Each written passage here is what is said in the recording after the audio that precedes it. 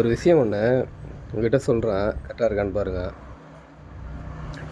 இந்த உங்ககிட்ட ஒரு கவிஞர் பேர் ஒன்று சொல்லுங்கள் அப்படின்னு கேட்டால் நீங்கள் என்ன சொல்லுவீங்க?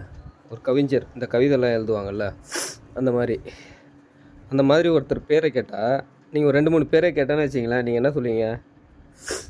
வாலி சொல்லுவீங்க, அதுக்கப்புறம் வைரமுத்து சொல்லுவீங்க, அதுக்கப்புறம் வேறு யார் இருக்கா?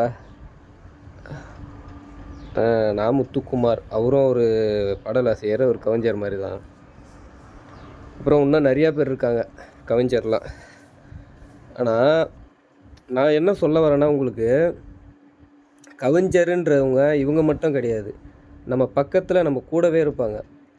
உதாரணத்துக்கு இவங்கெல்லாம் எழுதுறதை விட அதிக ஆழமாக அதிக அர்த்தமாக எழுதுகிறவங்க யார் தெரியுமா இருப்பாங்க? இந்த ஆட்டோவுக்கு பின்னாடி எழுதி வச்சுருப்பாங்க, பார்த்துருக்கீங்களா? ஆட்டோவுக்கு பின்னாடி, காருக்கு பின்னாடி, அப்புறம் அந்த லாரிக்கு பின்னாடிலாம் அந்த ஒரு வார்த்தையும் நம்மளோட வாழ்க்கையே மொத்தமாக அடிக்க அந்த ஒரே வார்த்தையில் எழுதியிருப்பாங்க.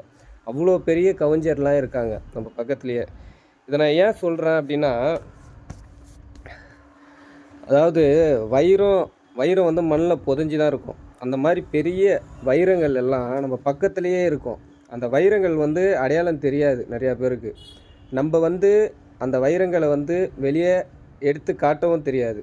இப்போ மண்ணுக்குள்ளே புதைஞ்சிருக்க மாதிரி நம்ம பக்கத்துலேயே இருக்கும். உதாரணம் ஒன்று ஷார்ட்டாக சொல்கிறேன் பாருங்கள். ஒரு விதை ஒன்று இருக்குன்னா, அந்த விதையை வளர வைக்க வேண்டியது மண்ணுடைய கடமை. மண்ணுக்கு வளர வைக்க தான் முடியும். அந்த மரம் வளர்ந்து அந்த மரத்துடைய நிழலில் அந்த மண்ணெல்லாம் குளிர்ச்சியாக இருக்கும். இதுதான் இயற்கை.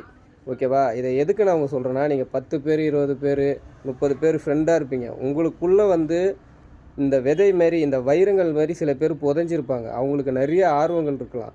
அந்த ஆர்வங்களுக்கு நீங்கள் துணை நின்று, சப்போர்ட்டாக நின்று அந்த வைரங்களை வெளியே ஜொலிக்க வைக்கணும். அந்த விதைகளை வளர வைக்கணும். ஓகேவா? வளர்ந்து பெரிய மரமாகி நிழலாக இருக்கும். அந்த நிழலில் இந்த மண்கள் எல்லாம் குளிர்ச்சியாக இருக்கும்.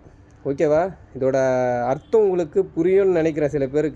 சில பேருக்கு புரியலைனாலும் பிற்காலத்தில் புரிய வாய்ப்பு இருக்குது. ஓகேவா?